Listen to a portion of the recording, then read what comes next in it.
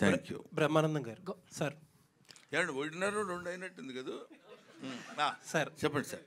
Sir ఈ భూమి మీద రక్త మాంసాల్లో నడిచిన one of the greatest actors ఎవరంటే బ్రహ్మానందం గారే.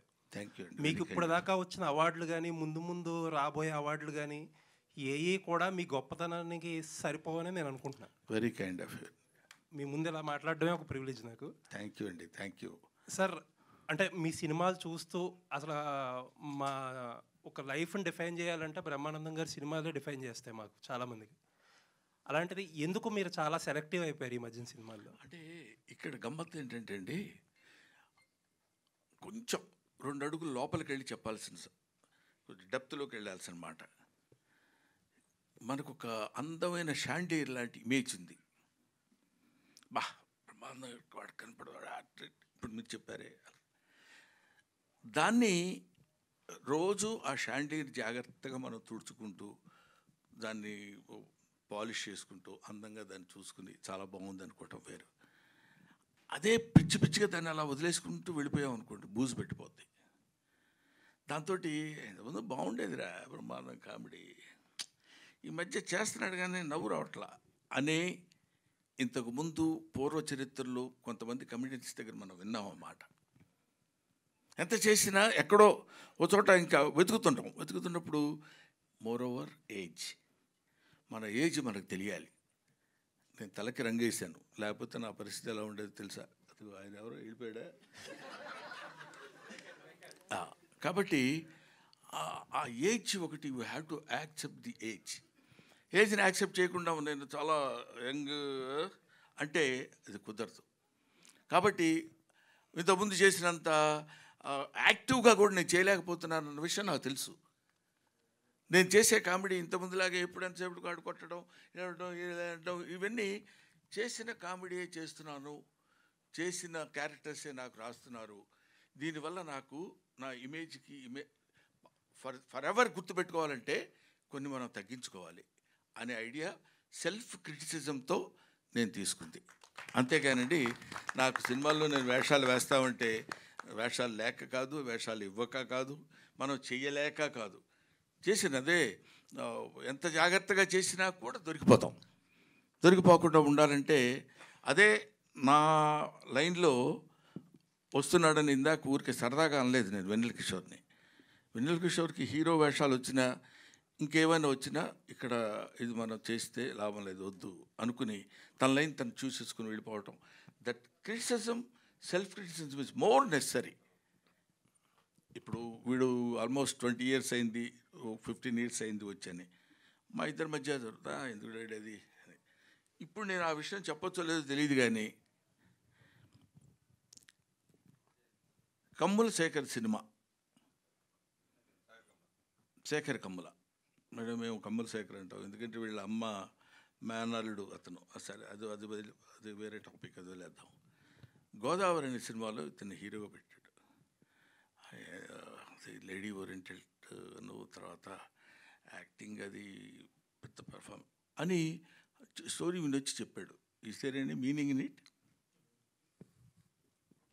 అంటే అది ఎవరికైనా తెలియపరుద్దామంటే వాళ్ళ అబ్బాయి ఉన్నాడు, వాడికి ఎంత బలుపు తెలుసా, శేఖర్ కమ్ములు పిలిచి క్యారెక్టర్ ఇస్తారంటే వద్దన్నాడు. అందువల్ల నా స్టైల్ ఆఫ్ పేరెంటల్ లైఫ్ ఎలా ఉంటుందంటే లెఫ్ట్ ఇట్ దెమ్. వాళ్ళు చిన్నపిల్లలు కాదు, ఇప్పుడున్న జనరేషన్కి you know what you are. అందుకని ఇందాక మీకు నేను చెప్పినట్టు you can criticise an old man because you know what he is. Don't criticise an young man because you don't know what he will be. మా ముందున్న మొత్తం ఆ బ్యాచ్ మాతో పాటు ఇప్పుడు ఈ జనరేషన్లో ఉన్న ఇదిగో ముందు ఫ్రంట్ లోడ్లో కూర్చున్నారు చూడండి, వీళ్ళందరూ అప్పుడున్న జర్నలిస్టులు. ఇప్పుడు వెనకాల కుర్రాళ్ళు వచ్చారు, వాళ్ళందరూ తర్వాత వాళ్ళు ఎంత గొప్ప వాళ్ళు అవుతారో, ఒక్కొక్కళ్ళు ఎలాంటి స్టేజ్కి వెళ్తారో మనకు తెలియదు.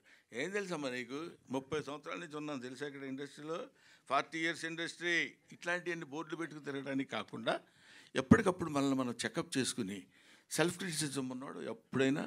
అందువల్లే నేను సినిమాలు కొంచెం తగ్గించి జాగ్రత్తగా చేసుకోవడం లేదు సార్. ఇంకో విషయం సార్, ఇప్పుడు చాలామంది మాలో చాలామందికి అలవాటు ఏంటంటే రోజంతా ఏం చేసినా, ఏ పని చేసినా, ఏ సినిమాలు చూసినా, ఏం ఏం ఏం వర్క్ చేసుకున్నా సాయంత్రం పడుకునే ముందు బ్రహ్మానందం కామెడీ సీన్స్ అని చెప్పో, లేకపోతే ఎంఎస్ నారాయణ గారి కామెడీ సీన్స్ అనో ఇలా యూట్యూబ్లో ఒక అరగంట పెట్టుకుని భోంచేస్తానో లేకపోతే పడుకునే ముందు చూసి పడుకోవడం అనేది చాలా అలవాటు. అయ్యే సీన్లు మీరు చేసిన అయ్యే సినిమాలు, అయ్యే సీన్లు మళ్ళీ మళ్ళీ చూసి మళ్ళీ మళ్ళీ నవ్వుకుంటాం. బట్ ఈ మధ్య వచ్చిన సినిమాలు ఆ ఫస్ట్ రోజు సినిమా థియేటర్లో చూసినప్పుడు డెఫినెట్లీ నవ్వుతాం. బట్ రెండోసారి చూద్దాం అనుకున్నప్పుడే ఆ సినిమాల్లో ఆ కామెడీ అనేది పండడం లేదు అసలు. ఇప్పుడు అర్థమైంది కదా నేను ఎందుకు సినిమాలు తగ్గించుకున్నాను. అది అంటే ఏదైనా కొంచెం రిపీటెడ్గా ఉన్నప్పుడు కొంచెం ఇబ్బందికరంగా ఉంది. బట్ అందులో కొన్ని ఆవకాయ పచ్చడి ఉందనుకోండి, దాన్ని మూతి కట్టి 1 year వాడతాం, టేస్ట్గా ఉంటుంది. అదే కొబ్బరి చట్నీ లేకపోతే ఇంకోటి పచ్చళ్ళు ఉన్నాయనుకోండి, అవి ఆ రోజుకే బాగుంటాయి. అని 2 చెత్త ఇయ్యి అంటానికి వీల్లేదు. దీని టేస్ట్ దీనిది, దాని టేస్ట్ దానిది. కొంతటికి లాంగ్విటీ ఉంటుంది, కొంత ఉండదు.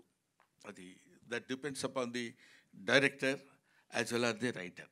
వాళ్ళిద్దరూ హాయిగా ఉంటే 10 కాలాల పాటు బతికే అట్లాంటి డైలాగ్ చెప్పగలిగే అవకాశం మనకు కలుగుతుంది తప్ప లేకపోతే రాదు. కిషోర్ గారు, భయ్యా మైక్ తీసుకోండి. మైక్ లేకపోతే అడగవా? ఆన్సర్ కావాలి. చెప్పు.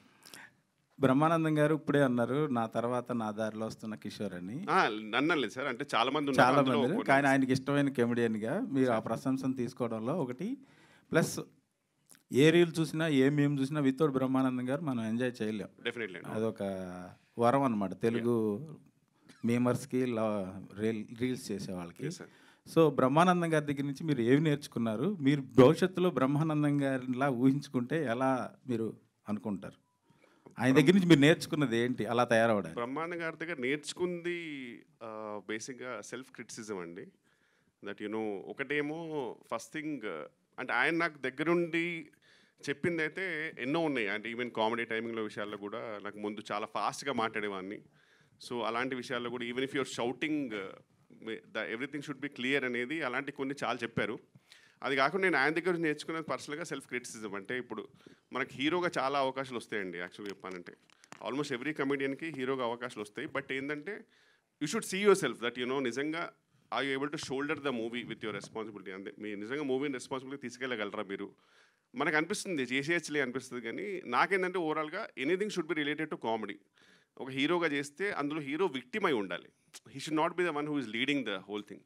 అందులో ఒక విక్టిమ్ అయి ఇలాంటివన్నీ నేను సార్థగా నేర్చుకున్నానండి. సో యా, అండ్ భవిష్యత్తులో బ్రహ్మానందం గారిలా అంటే 7 జన్మలు పెట్టినా సరే ఆయనలో కాలి గోడు కూడా సరిపోరు నా ప్రకారంగా. So we are very happy being his disciples and ఇలాగే ఇన్స్పైర్ అవుతూ ఉంటామండి. We are very happy that I able to sit beside him అంటేనే really very lucky. So that's all I can say. అంటే వెన్నెల కిషోర్ గారు సార్, అంటే అంతకుముందు చాలామంది కమెడియన్లు చాలామంది ఉన్నా కానీ, మోహన్బాబు ఉన్నా కానీ, అల్లు రావులింగ గారు, తర్వాత బ్రహ్మానందం గారు, తర్వాత నెక్స్ట్ జనరేషన్ వెన్నెల కిషోర్ అంటే మీరు ఏమంటారు? ఛాన్స్ లేదు సార్. మీకు తెలియదు ఏముంది, ఇంకంతే. Is I would say last legend of the comedy అండి. ఎందుకంటే నా ప్రకారం అంతే, పర్సనల్ మై ఒపీనియన్. నాకు సునీల్ గారు, వేణుమాధవ్ గారు, ఆలీ గారు, ఎంఎస్ నారాయణ గారు, ఇలా ఈ అందరూ ఒక జనరేషన్ నుంచి చూడండి sir. I don't think anyone can even go close to them. That might be many reasons, might be many other reasons, కానీ నా ప్రకారం అయితే impossible sir. Even to imagine అది ఇంపాసిబుల్. ఇప్పుడు జస్ట్ వీలైనంత మ్యాక్సిమం కొంచెం లైటర్ వేన్లో చేసుకుంటూ వెళ్ళిపోవడం తప్పితే అసలు పెద్ద పెద్ద గోల్స్ పెట్టుకోకపోతే బెటర్, ఊరికే డిసప్పాయింట్ అవ్వడం కంటే. బ్రహ్మానందం మిమ్మల్ని సార్, అంటే అంతకుముందు ఫస్ట్ ఈ సినిమాలో మీరు చేస్తున్నారు ఈ టైటిల్ అని అనౌన్స్మెంట్ అప్పుడు చిన్న గ్లిమ్స్ కింద వెన్నెల కిషోర్ గారు ఈ సినిమాలో మిమ్మల్ని ఒప్పించినట్టుగా ఆయన మాట్లాడారు. మీరు ఇంతకుముందు చెప్పినట్టుగా డైరెక్టర్ సరిగ్గా పూర్తిగా నాకు ఎక్స్ప్లెయిన్ చేయలేకపోయాడు, నేను అర్థం చేసుకోవాలి, నేను ఫిల్ చేసుకోవాల్సి వచ్చింది. అది నిజంగా రియల్గా లేదంటే మామూలుగా ప్రమోషన్ పర్పస్గా చేసిందా? నిజమే అది నిజం. ఆ రోజు ఆ జరిగింది ఇన్సిడెంట్ అది. ఆ జరిగిన ఇన్సిడెంట్ ఏంటంటే ఇది బాగుంది కదా, మనం దీన్ని యాజ్ ఇట్ ఈస్గా ప్రొడ్యూస్ చేస్తే బాగుంటుంది కదా అని ప్రొడ్యూసర్ గారి ఐడియా. దాంతోపాటు అక్కడ కూర్చొని మనం చేసాం.